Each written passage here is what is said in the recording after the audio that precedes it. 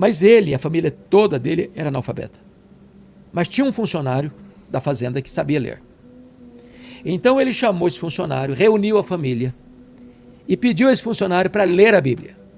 E ele começou a ler, apenas ler. E a família toda, Vilela, toda a família foi se convertendo, foi se convertendo. Todos os trabalhadores da fazenda eram convocados, conclamados, e só com a leitura da Bíblia foram se convertendo. E a vila que estava próxima dessa fazenda também foi chamada para ler a Bíblia, porque ninguém conhecia a Bíblia, ninguém sabia de Bíblia naquela época. E houve uma transformação profunda, radical, não só da família do fazendeiro, mas dos seus funcionários e do vilarejo, simplesmente com a leitura de uma Bíblia.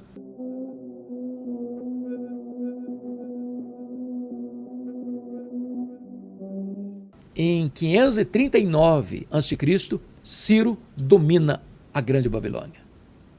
No primeiro ano dele, já decreta a volta dos judeus para sua terra. Então, isso foi profetizado antes dos fatos acontecerem, no mínimo 2 séculos. Isso nós chamamos de as profecias se cumprindo. Para você ter uma ideia, só simplificando, Gene Getz, um estudioso de escatologia, disse o seguinte: se as profecias da Bíblia fossem colocadas num campo de coincidência, isso representaria uma cifra de 10 elevado à 17ª potência. O que significa isso? Ele ilustra. Imagine o estado de Sergipe. Sergipe é o menor estado brasileiro em extensão territorial. Imagine você cobrindo toda a extensão do estado de Sergipe com moedas de R$1, numa camada de 30 centímetros. Agora você pega uma pessoa e vende essa pessoa. Marca uma única moeda nesse mar de moedas. A possibilidade desse indivíduo, com os olhos vendados, encontrar a moeda marcada é a probabilidade das profecias bíblicas se cumprirem em termos de coincidência. Então Deus escreve a história antes dela acontecer. Isso é exclusivo na literatura mundial da Bíblia. Cumprimento das profecias. Mas me permita uma terceira razão. Tá. Primeiro, unidade na diversidade. Segundo, cumprimento das profecias. Terceiro, a Bíblia tem o poder intrínseco de transformação. O Senhor Jesus disse certa feita numa parábola que a Bíblia, a palavra de Deus, ela tem vida em si mesma. Ela é espírito e vida. Ela é viva. Ela é a espada do espírito. Ela tem o poder de mudar. Por ela nós nascemos, por ela nós somos santificados, por ela nós somos consolados, por ela nós somos restaurados, por ela nós somos fortalecidos. Então me permita um exemplo. Aqui em São Paulo, um pastor muito conhecido escreveu um livro, e o livro dele chamava Sozinha.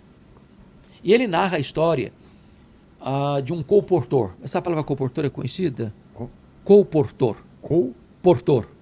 Colportor é um indivíduo que, naquele tempo, com tanta dificuldade de transporte e com muita escassez de literatura, por exemplo, pegava um animal, um cavalo, enchia cestos de Bíblia e saía vendendo nas fazendas, sim, nas vilas. Aí esse colportor, passando por uma fazenda em Minas Gerais, vendeu uma dessas Bíblias para um fazendeiro. Mas ele, a família toda dele, era analfabeta. Mas tinha um funcionário da fazenda que sabia ler. Então ele chamou esse funcionário, reuniu a família e pediu a esse funcionário para ler a Bíblia. E ele começou a ler, apenas ler. E a família toda, Vilela, toda a família foi se convertendo, foi se convertendo. Todos os trabalhadores da fazenda eram convocados, conclamados, e só com a leitura da Bíblia foram se convertendo. E a vila que estava próxima dessa fazenda também foi chamada para ler a Bíblia, porque ninguém conhecia a Bíblia, ninguém sabia de Bíblia naquela época.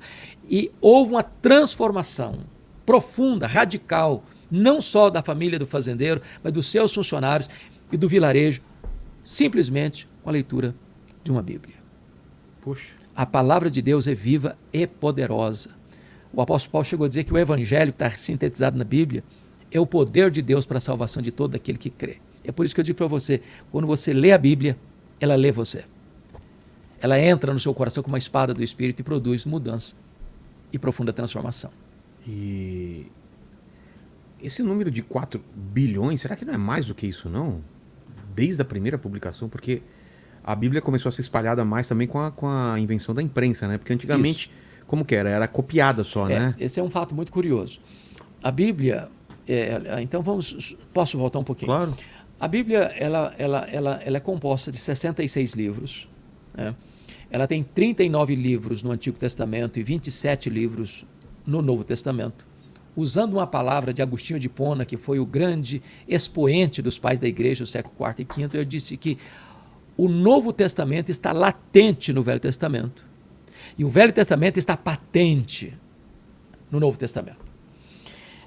O cânon da Bíblia foi encerrado já no final do primeiro século, onde nós temos então os livros com esta marca de livros inspirados por Deus, livros que não têm qualquer contradição entre eles mesmos, livros que foram aceitos pela igreja, e então nós temos a completude da Bíblia. Então vamos lá. A gente tinha muitos livros. Muitos livros. E tinham que selecionar quais desses livros iam compor a Bíblia. Exatamente. O que foi feito? Então o que foi feito? Passa por um filtro, que a gente chama agora de os livros do cânon. Cânon, numa língua grega, é como se fosse uma vara de medir.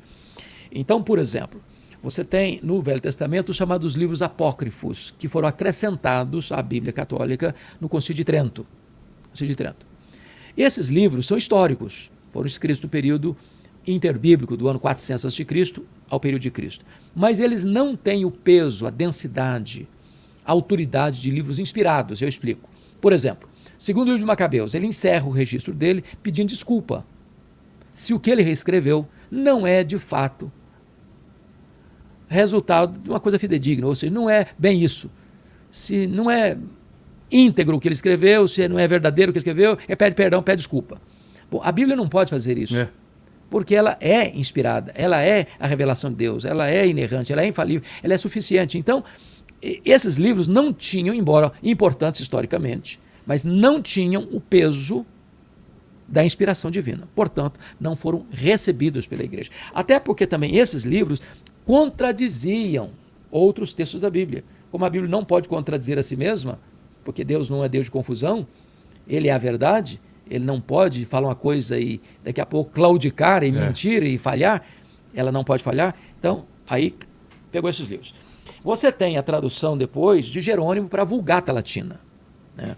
Nós temos os originais hebraico e grego, grego koiné, Antigo Novo Testamento. Depois ele é traduzido para o latim, que foi a versão aceita pela Igreja Romana durante tanto tempo.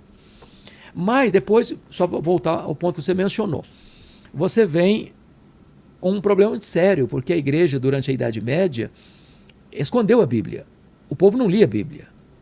Até mesmo os sacerdotes conheciam muito pouco a Bíblia. Então o povo foi mergulhado numa densa escuridão de conhecimento da Bíblia. E dizia mais, que ler a Bíblia era um perigo, era uma ameaça, a pessoa podia ficar louca lendo a Bíblia. Que o que era importante para as pessoas eram as notinhas de rodapé da interpretação que se dava, e não, ser um leigo, eu um leigo, não teríamos acesso ao exame das Escrituras. O que é que vem? O movimento de mudança?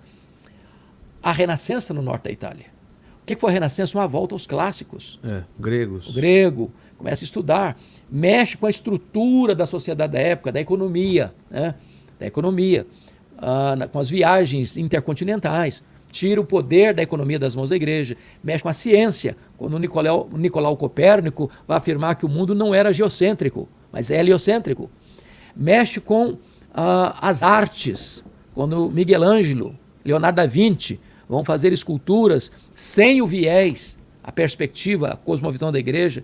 Vai mexer também com a política, porque o Papa depunha reis e botava reis no poder, com Maquiavel escrevendo O Príncipe, e mexe com a religião, porque a religião estava nas mãos também da igreja, até que o monge Martinho Lutero vai descobrir a Bíblia, vai descobrir a doutrina da justificação pela fé e vai trazer a Bíblia para o povo. Mas é importante destacar que a reforma acontece em 1517, mas a imprensa foi inventada quando? 1450. Pois é. Por Johannes Gutenberg, na Alemanha. Olha esse tempo todo. Então veja que o primeiro livro a ser impresso foi a Bíblia. O primeiro livro a ser impresso. Foi em 1450 que foi inventado. Você tem imagens aí da Johannes Gutenberg. Dele com a prensa, né? Com a prensa. Eu tenho Imagina que revolução foi isso, né? E aí o que acontece? Antes de Lutero, lá na Inglaterra, um pré-reformador chamado John Wycliffe, que era um professor universitário, descobre a Bíblia, é convertido a Cristo pela leitura da Bíblia, pelo estudo da Bíblia, e ele disse uma coisa: não se pode transformar uma sociedade espiritualmente sem a Bíblia na língua do povo. E ele começa a traduzir a Bíblia para o inglês. Poxa. Foi perseguido duramente. Por quê? Porque achavam que isso era Porque heresia? a Bíblia era proibida. Mas por quê? Era um medo realmente Medo, de... porque a melhor maneira de você manter um povo na escravidão Eu falo, eu tenho aqui a verdade de Deus, mas eu que digo para você o que é. é manter o povo na posso ler? ignorância. Não, você não pode. Não, você não pode, você não tem acesso. Manter o povo na ignorância é manter o povo na escravidão. Então, o que Olha lá. aconteceu? Tá vendo aí alguma coisa? Olha lá, a imagem dela é a primeira prensa. Ainda está até hoje exposta para visitação. O que aconteceu? Foi perseguido, precisou fugir, mas os seus discípulos, os lollardos, concluíram. Lutero, depois que ele rompeu definitivamente na dieta de Worms, em abril de 1521, ele foi raptado. E raptado pelos seus aliados. Nossa. E foi levado, escondido, para o castelo de Wartburg, onde ele ficou num biombo, Vilela, num biombo, traduzindo a Bíblia para o alemão. E esta obra foi tão importante que, inclusive, influenciou a literatura alemã. Ah, é? Por entender uma coisa, não se é possível mudar a mentalidade de um povo, a cultura de um povo, a espiritualidade de um povo, sem a palavra de Deus. Agora, deixa eu lhe dar um dado muito curioso sobre a Bíblia. A reforma aconteceu no século XVI, mas em 1173, no século XII, na França, um homem chamado Pedro Valdo, daí vem os valdenses. Pedro Valdo era um rico comerciante em Lyon, na França. E esse camarada se converteu. E ele resolveu dedicar toda a sua fortuna, toda a sua riqueza, para fazer cópias da Bíblia, porque naquela época, para você ter uma cópia da Bíblia, era o trabalho, ou o salário, ou as rendas de um trabalhador durante um ano inteiro. Que ele ia copiar Copiar. página por página. Era muito complicado, muito difícil, muito caro. Aí o que acontece? Ele vai até ao Papa da época e pede permissão para ele falar, mas o Papa não lhe deu permissão de pregar sobre doutrina. Você pode falar coisas amenidades, mas doutrina você não pode falar. Mas ele já estava convertido e ele resolve, então, treinar jovens evangelistas, que eles chamaram de os Barba. E eles foram duramente perseguidos. O que eles fizeram, Vilela? Eles começaram a memorizar a Bíblia. Nossa. Toda a Bíblia. Então, você vai memorizar Mateus, você vai memorizar Marcos, eu vou memorizar Atos. Chegou uma época que ele sabia que a perseguição viria de tal forma, de tal monta, que todas as cópias das Bíblias seriam queimadas. E foram. E eles conseguiram reproduzir tudo novamente. Para você ter ideia, esse grupo chamado os Valdenses foi o grupo mais perseguido na história do cristianismo. Até muito... Se você der um Google aí e colocar lá a Páscoa de Piemonte, 1655, lá no norte da Itália, um massacre que foi tão horrendo quanto esse massacre agora do Hamas em Israel, de pessoas, Nossa. de abrir o ventre das grávidas, pegar e bater no rosto da mãe, de queimar vivos, uma coisa horrível. E essas pessoas, os valdenses, sobreviveram séculos e séculos e séculos de tortura, de perseguição, por causa da palavra de Deus. Por causa da palavra de Deus. Então, esta palavra é uma palavra viva e poderosa. Onde ela chega, ela transforma. Deixa eu só dar um exemplo muito interessante para você. Um dia chegou na ilha de Fiji um ateu, um pouco arrogante, e viu o chefe daquela tribo com a Bíblia na mão. E aí ele, tentando zoar com o camarada, falou: mas vocês ainda acreditam nesse velho livro? Esse livro de capa preta? Esse livro está ultrapassado, isso aí não vai mais nada não, nós já derrotamos essas ideias aí, o que é isso? Vocês precisam avançar um pouco, melhorar um pouquinho, crescer um pouquinho mais. O chefe desse povo, dessa tribo, que era uma tribo antropófaga, outrora, canibal, disse o seguinte: olha, o senhor está dizendo que esse livro não vale nada, que esse livro já está obsoleto, ultrapassado, pois se não fosse esse livro, hoje o senhor está aqui, seria o nosso jantar.